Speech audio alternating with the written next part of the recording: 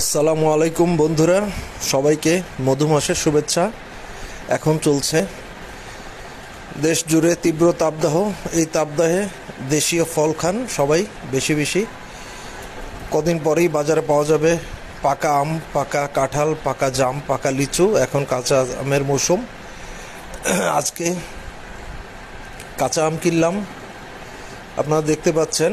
কাঁচা আম বানিয়ে আজকে এর মধ্যে কাসুন্দি দিয়েছি, সামান্য চিনি এবং বিট লবণ।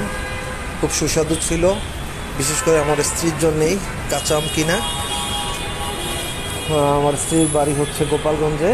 সে এই কাঁচা আম খাওয়ার জন্য গোপালগঞ্জ যেতে চেয়েছিল, কিন্তু তারপর আমি কিছুটা অসুস্থতা সত্ত্বেও কার্টন বাজার থেকে আজকে 50 টাকা কেজি দরে কাঁচা আম কিনলাম।